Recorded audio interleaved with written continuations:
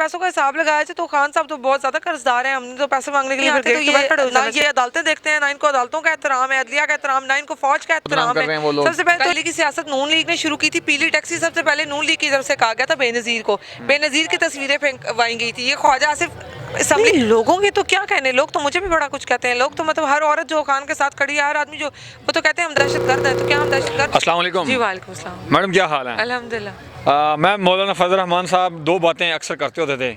एक औरतों के बारे में, उसके ऊपर मैं बात नहीं करना चाह रहा।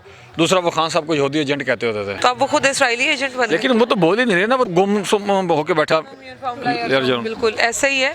तो वो इसीलिए हम कह रहे हैं ना, अब वो खुद इसराइली एजेंट बन गए।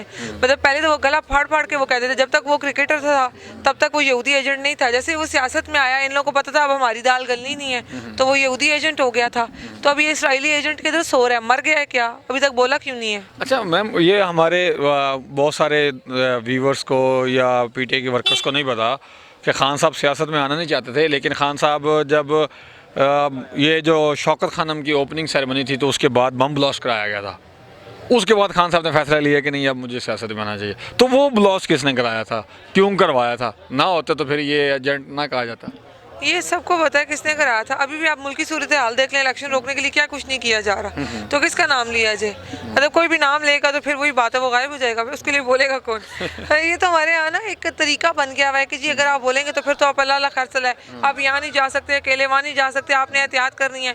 तो मतलब अब ये तो खैर जो जंगल का राज चल रहा है, जंगल राज में हम ये देख रहे हैं लाकानूनियत किस तरीके से चल रही है। तो जब वही बात है ना, जब आप अगर मजहब कार्ड खेलते हैं तो मजहब कार्ड फिर आप हर दफ़ा खेल के दिखाएं ना। अगर आप वाकई मजहब फैलाने वाले लोगों में से थे तो मजहब कार्ड तरीके से खेलें। फिर आप ऐसे तो नहीं होता आपकी मर्जी की बात हो रही है तो आप मुंह अपना लपेट के सो जाएंगे, किसी कोने में घुस जाएंगे और आवाम कहेगी हाँ अब तो ठीक है। फिर जब आपकी अपनी मर्जी की बात होगी तो आप आके गला फाड़ फाड़ के लोगों को कहेंगे ये दीन के नाम पे तो ये हो गया है। तो दीन पे चलना तो भाई हर तरह से चल के दिखाएं। आपकी हुकूमत है नहीं है, जो फैसला हो रहा है अगर आपके दीन के खिलाफ है आए बोलें।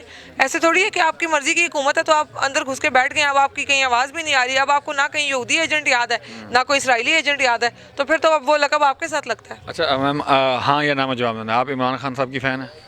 बिल्कुल। तो लोग तो उनको डॉन कहते हैं, आप डॉन की फ़ैन हैं? नहीं, लोगों के तो क्या कहने, लोग तो मुझे भी बड़ा कुछ कहते हैं। लोग तो मतलब हर औरत जो खान के साथ खड़ी है, हर आदमी जो, वो तो कहते हैं हम दहशतगर्द हैं। तो क्या हम दहशतगर्द हैं? नादरा वालों को उठाए चित्तर लगाएं, उनको हमें आईडी कार्ड दिए मैं अरसा हो गया, तो नादरा वालों को उठा के पहले चपेटे मारी जाए कि क्यों दिए मैं। अच्छा मैम, खान साहब जब तक हुकूमत में रहे उन्होंने बारहा कोशिश की कि सऊदी अरेबिया और ईरान के जो रिलेशंस हैं वो अच्छे हो जाएं और उसकी बुनियाद भी रखी और भी बहुत सारे लोगों ने कोशिश की। लेकिन अब जो है ना उसका रिलेशन तो अच्छे हो गया, शुक्र अल्हम्दुलिल्लाह। एक बहुत बड़ा खला था मुस्लिम उम्मा में, वो ख़त्म हो गया। लेकिन अब उसका जो क्रेडिट है वो रशिया और चाइना को जा रहा है। ज़्यादा रोल चाइना का है, उसके बाद रशिया का भी है। खान का नाम नहीं ले रहे इंटरनेशनल मीडिया के लोग या हमारी जो हुकूमत है। नहीं, इंटरनेशनल मीडिया में तो खान का नाम लिया जा रहा है। हमारे यहाँ उसको नहीं अच्छे तरीके से बताया कि हमारे यहाँ नाम नहीं लिया जाता। हमारे यहाँ तो ये हाल है ना, जब ये लोग कर्ज मांगने बाहर जाते हैं तो वहाँ पे भी वो स्क्रीन पे चला के दिखाते हैं कि जो सबसे बड़ी टालेथॉन हुई थी वो इमरान खान ने की थी। तो बाहर लोग इनको जलील कर रहे हैं और बाहर लोग खान को क्रेडिट भी देते हैं लोग। इसीलिए तो कहा जाता है खान की हुकूमत में, खान साहब के दौर में ओवरसीज़ पाकिस्तानियों की कितनी इज्जत थी इमरान खान की वजह से। हर एक को पता है वो बंदा कितना कैपेबल है, तो उस बंदे को उसकी काबिलियत की वजह से सराहा जाता है। उसने लोगों को क्या रिश्वत दी हुई है अपनी तारीफें करने के लिए। उस बंदे आपको दिया नहीं, मैं बल्कि मेरा तो गिला है। वो जावेद चौधरी ने कहा जी कि ये 1500 रुपये पर ट्वीट लेते हैं, तो मैं तो मेरा ख्याल है कल से खान साहब के गेट के बाहर गुजरते हुए आवाज़ लगा रही हूँ कि मेरा 1500 रुपये पर ट्वीट किधर है। मतलब मैं तो हैरान हूँ, इतने ट्वीट्स कर दिए तो कोई तो आप करोड़पति हो जाएंगे अगर 1500 के हिसाब से मिल गए पैसे तो आपको। जावेद चौधरी के हिसाब से तो अगर हमारे पैसों का हिसाब लगाया जाए तो खान साहब तो बहुत ज़्यादा कर्जदार हैं। हमने तो पैसे मांगने के लिए फिर गेट के बाहर खड़े हो जाना चाहिए। जावेद चौधरी को मैं कुछ नहीं कहना चाहती। जावेद चौधरी वो जो तफसीलन ये बता सकते हैं ना कि वो चाय में ये डबो के खाया करते थे, और जावेद चौधरी वहीं ठीक है। वो बेचारे ना हमारे लिए कुछ कर सकते हैं ना अपने लिए। अभी तो वो जिनका इंटरव्यू की उन्होंने बात की थी, अभी वो भी मुकर जाएंगे कि मैंने इस बंदे को कोई इंटरव्यू नहीं दिया। फिर मैं देखूंगी जावेद चौधरी कितने 3-13 में। जावेद चौधरी साहब काइंडली इस मसले को सॉर्ट आउट करें वरना आपकी सहाफत के ऊपर बड़ी उंगलियां उठेंगी। नहीं, वो साफी नहीं है। अच्छा, वो साफी नहीं है। चलें, आप कह रही हैं तो मैं भी।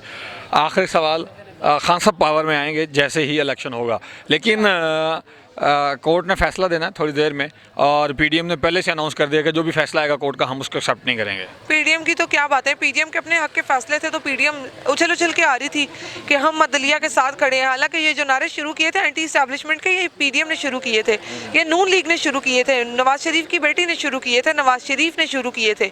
तो ये एंटी इस्टेब्लिशमेंट लोग जब इनके अपनी मर्जी के फैसले आते हैं तो फिर ये साथ खड़े हो जाते हैं अदलिया के और इस्टेब्लिशमेंट के, और इनकी अपनी मर्जी के फैसले नहीं आते तो ये ना ये अदालतें देखते हैं, ना इनको अदालतों का एहतराम है, अदलिया का एहतराम, ना इनको फौज का एहतराम है। सबसे पहले तो इनको उठा के आर्टिकल 6 लगा के इनको छितर लगाए जाए, इनको पता चले कि जो है ना जब इस तरीके से आप किसी पे बात करते हैं किसी पूरे इदारे पे तो आपको सज़ा कैसे मिलती है। जो भी फैसला आएगा हम सबको पता है आइन और कानून के तहत क्या फैसला आ सकता है, कोई भी अब बच्चा नहीं है कि किसी को बताना पड़े। तो अब जब फैसला आना है तो उसके बाद इन सबको उठा के जेलों में डाल के डंडे लगाए जाए ताकि इनको पता हो अगली दफ़ा मुँह खोलने से पहले क्या। मैम अगर फैसला आया था इलेक्शन करवाने का 2 महीने या 3 महीने के अंदर अंदर, तो पीडीएम तो बायकॉट कर रही है, तो फिर तो खान साहब जीत जाएंगे। नहीं, पीडीएम ने क्या बायकॉट करना है, मतलब पीडीएम की अपनी मर्जी के फैसले आएंगे तो तब पीडीएम जो अदलिया के साथ खड़ी हुई और अपनी मर्जी के, हर एक को पता है आइन और कानून के तहत कल क्या फैसला आ सकता है, हर एक को पता है। तो जब आपको पता है कि फैसला, अब बात ये नहीं हो रही कि पीडीएम के अगेंस्ट आ रहा है या पीटीआई के अगेंस्ट आ रहा है, बात ये आ रही है मुल्क बचाना है। इस वक्त आपने मुल्क का बेड़ा गर्क कर दिया और अभी भी आप कह रहे हैं कि हमें मजीद 5 साल मिले तो हम मुल्क की तकदीर बदल देंगे।